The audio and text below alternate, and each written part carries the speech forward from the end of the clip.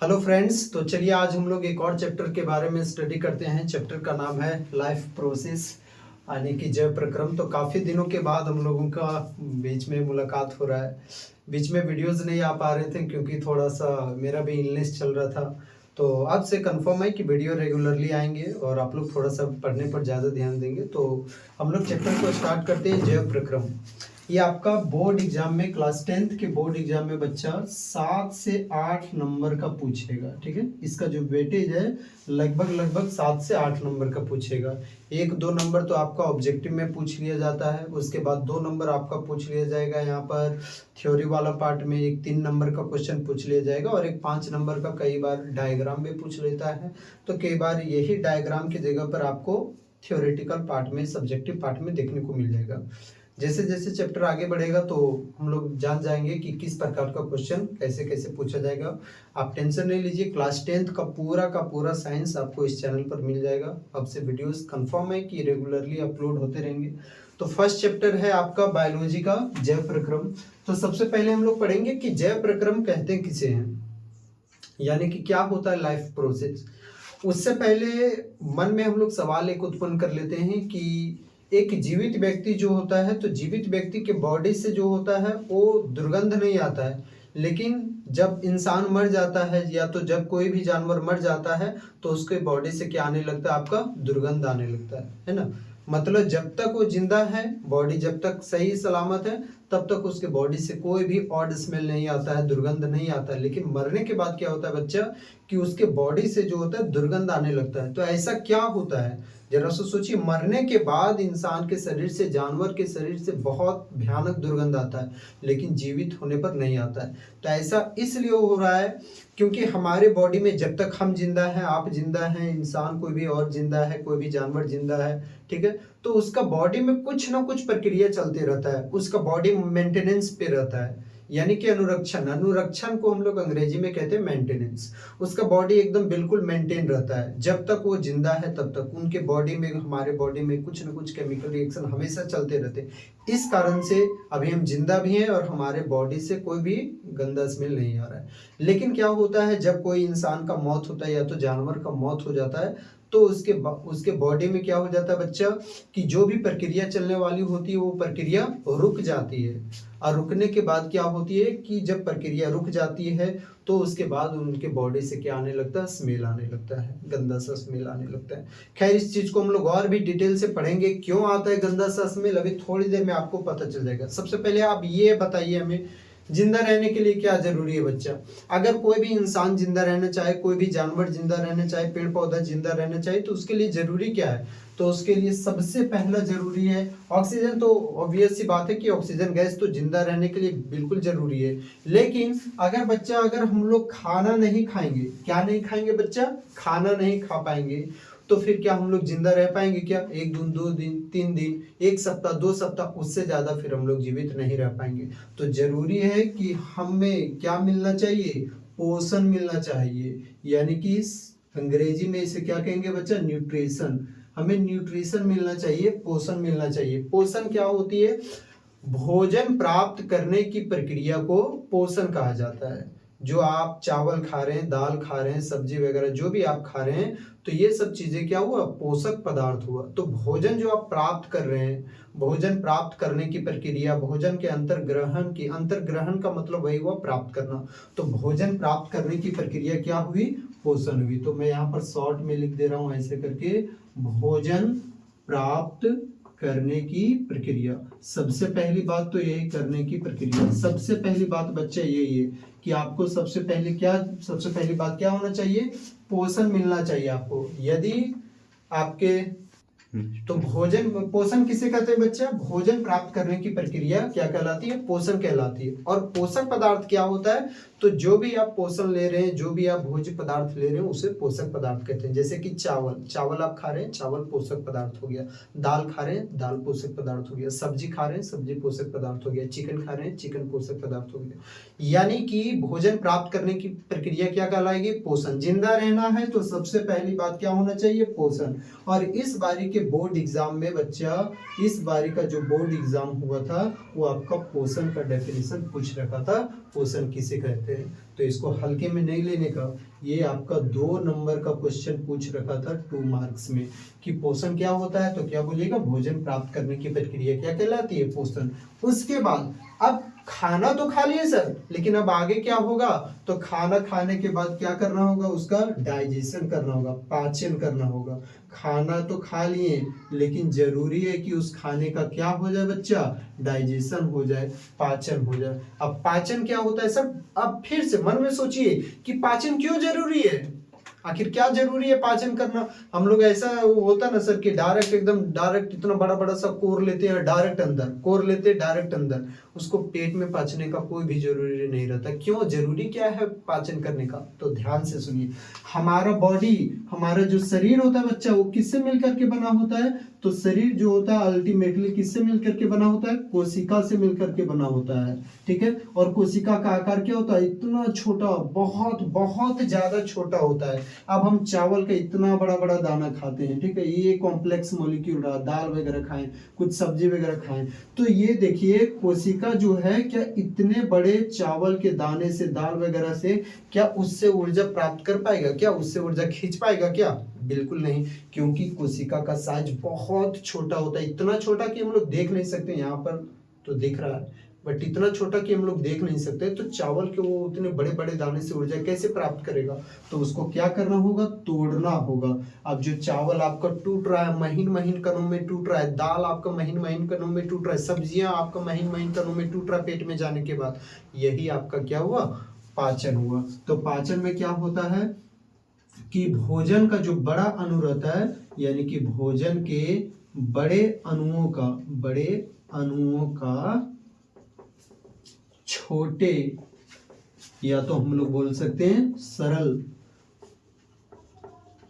अणुओं में टूटना क्या कहलाता है, पाचन कहलाता है। जिंदा रहने के लिए सबसे जरूरी पोषण, पोषण किसे कहते हैं, भोजन प्राप्त करने की प्रक्रिया को पोषण। उसके बाद फिर क्या जरूरी है, पाचन। पाचन, खाना तो खा लिए, लेकिन जरूरी है कि उस खाने का क्या हो सके, डाइजेशन हो सके। पाचन क्या होता है कि जो भोजन के जो बड़े बड़े अणु होते हैं, उनको छोटे अणुओं में परिवर्तित करना, छोटे अणुओं में टूटना।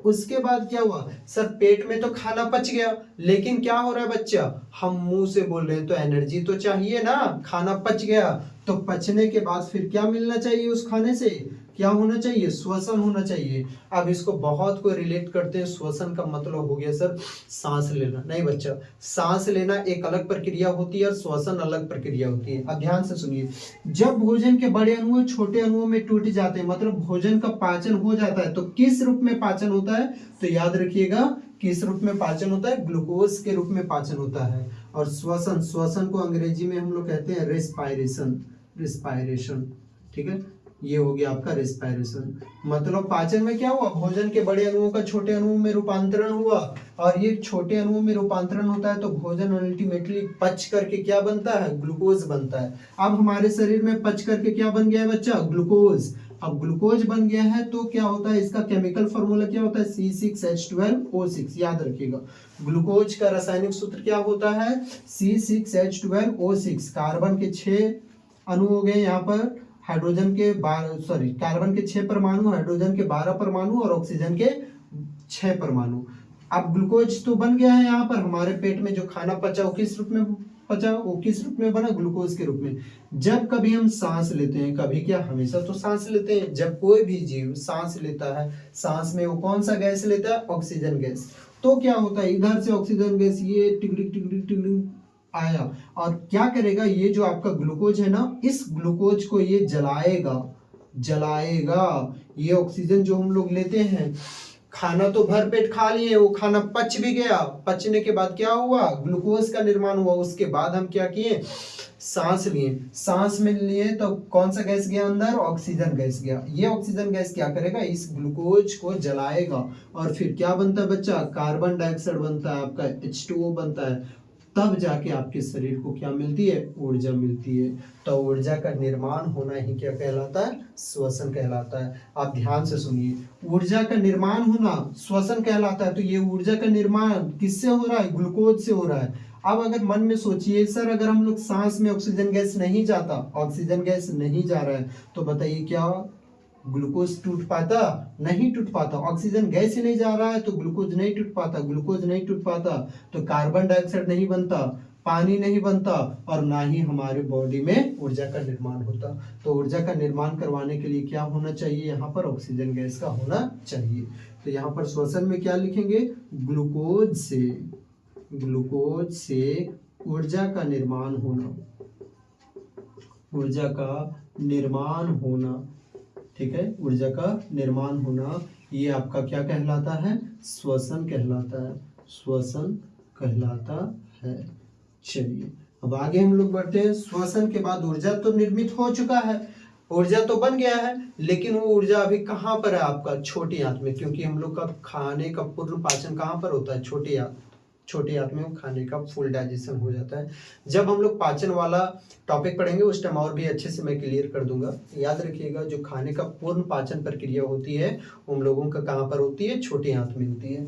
उसके बाद क्या हुआ? ग्लूकोज से ऊर्जा का निर्माण होना क्या कहलाता है? श्वसन। ऊर्जा का तो निर्माण हो गया, बट देखिए मेरा हाथ यहाँ पर काम कर रहा है, तो हाथ क्यों काम कर रहा है? क्योंकि इस हाथ को क्या चाहिए होती है? ऊर्जा चाहिए होती है। मुंह से हम बोल पा रहे हैं, क्यों? क्योंकि मुंह को क्या चाहिए होती है? ऊर्जा चाहिए होती है। अगर दौड़ेंगे तो एनर्जी कहाँ पर चाहिए? पैर को चाहिए, हाथ को चाहिए, ठीक है। दिमाग तो हमारा 24 घंटा बच्चे काम करते रहता है, तो दिमाग को तो हमेशा ऊर्जा चाहिए। तो फिर ये काम कैसे करेगा? तो ऊर्जा को सब जगह पहुंचाना है, हाथ में पहुंचाना, पैर में पहुंचाना है, मुंह से बोल रहे हैं तो मुंह में पहुंचाना है ऊर्जा को, और साथ में कहाँ पर? दिमाग तो 24 घंटा काम कर रहा है, सोने के बाद भी दिमाग काम कर रहा है, तो ऊर्जा को वहां पर भी पहुंचाना है। तो उस ऊर्जा को पहुंचाएगा कौन?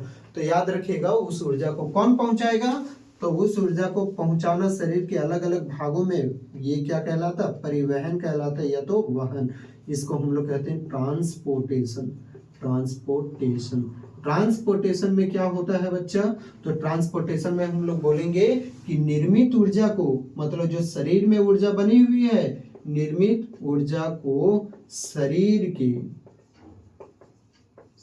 के सभी भागों तक पहुंचाना, शरीर के सभी भागों तक पहुंचाना। अब ये निर्मित ऊर्जा को शरीर के सभी भागों तक पहुंचाने का काम करेगी कौन? जैसे कि ऊर्जा को दिमाग तक पहुंचाना है, ऊर्जा को हमारे मुंह तक पहुंचाना है, ऊर्जा को हाथ तक पहुंचाना है, ऊर्जा को पैर तक पहुंचाना है, तो इस ऊर्जा को शरीर के अलग अलग भागों तक कौन करेगी? कौन पहुंचाएगी वहां पर? जरा सोच करके देखिए। बिल्कुल सही आंसर, क्योंकि हमारे बॉडी में जो होता है, ब्लड जो होता है वो हमेशा 24 घंटा दौड़ते रहता है, तो इसको पहुंचाएगी कौन? ब्लड। ब्लड को हिंदी में क्या कहते हैं? रक्त, या तो बायोलॉजी में इसी को एक और भाषा में हम लोग कहते हैं रुधिर, यही खून। तो खून क्या करती है? अपने साथ ऊर्जा को शरीर के एक भाग से शरीर के दूसरे भागों में पहुंचाने का काम करती है। उसके बाद क्या होगा बच्चा? परिवहन, वहन। परिवहन का ही दूसरा नाम वहन। अब जो खाना नहीं पचा, क्योंकि हम जितना खाना खाते हैं, क्या वो खाना सभी पच जाता है? क्या बिल्कुल नहीं पच पाता है। तो उसके बाद उन खानों को नहीं, जो खाना नहीं पचा है उसको बॉडी से बाहर भी तो करना होगा, मतलब एक्सक्रिएट भी तो करना होगा। उत्सर्जन कहलाता है, एक्सक्रेशन कहलाता है।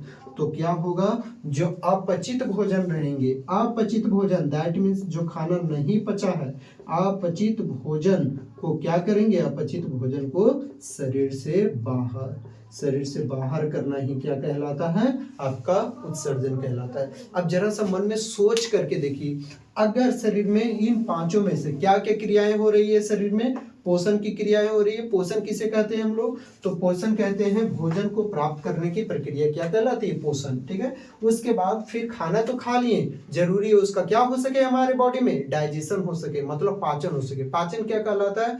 भोजन के जो बड़े बड़े अणु होते हैं, जटिल अणु होते हैं, उसको सरल अणुओं में तोड़ना ही क्या कहलाता है? पाचन। उसके बाद क्या होगा? खाना तो पच गया, बट किसके रूप में पचा हुआ है? ग्लूकोज के रूप में। तो इस ग्लूकोज से ऊर्जा का निर्माण होना क्या कहलाया? श्वसन। ग्लूकोज से ऊर्जा का निर्माण होना श्वसन कहलाता है। उसके बाद होता है परिवहन, या तो इसको हम लोग एक और भाषा में कहते हैं वहन, यानी कि ट्रांसपोर्टेशन। निर्मित ऊर्जा को शरीर से सभी भागों तक पहुंचाना। जो भी निर्मित ऊर्जा बन रही है उसको शरीर के एक भाग से दूसरे भाग तक पहुंचाना। अब जो खाना नहीं पच पाया उसको हम लोग क्या करेंगे? उसको शरीर से बाहर करेंगे। तो अपचित भोजन को शरीर से बाहर करना क्या कहलाता है? आपका उत्सर्जन कहलाता है। अब बस यहाँ पर सोचिए, अगर आपके शरीर को पोषण नहीं मिल पाया बच्चा, मतलब खाना नहीं मिल पाया, तो बताइए जब खाना नहीं मिल पाएगा तो क्या शरीर में पाचन हो पाएगा? भाई जब हम खाना ही नहीं खा रहे हैं तो किसका पाचन होगा, पाचन ही नहीं हो पाएगा। और जब पाचन नहीं हो पाएगा तो फिर क्या उससे ऊर्जा का निर्माण होगा क्या, नहीं। और फिर ऊर्जा का निर्माण नहीं हुआ तो आपका जो है शरीर के एक भाग से दूसरे भाग में जा पाएगा क्या, ऊर्जा नहीं जा पाएगा। उसके बाद फिर क्या, जब खाना ही नहीं खाएं, पचा ही नहीं है, अपचित भोजन कुछ खाना ही नहीं खाएं, तो किस चीज का शरीर से उत्सर्जन हो पाएगा, उत्सर्जन ही नहीं हो पाएगा। तो सारा डिपेंड किस पर कर रहा है, यहाँ पर पोषण पर। एक और बड़ी बात यहाँ पर, अगर इन पांचों में से कौन है पांच, पोषण, पाचन, श्वसन, परिवहन या उत्सर्जन, इन पांचों में से एक भी चीज का प्रक्रिया गड़बड़ा गया तो हमारा जीवन सही रूप से नहीं चल पाएगा, मेरा बॉडी का मेंटेनेंस नहीं हो पाएगा। जरा सपोज करिए, अगर सर मान लेते हैं हम भोजन प्राप्त कर लिए सर, कोई दिक्कत नहीं है, भोजन प्राप्त कर लिए, भोजन बहुत मिल गया, लेकिन पता चला कि उस भोजन का पाचन ही नहीं हुआ, वो भोजन पचा ही नहीं।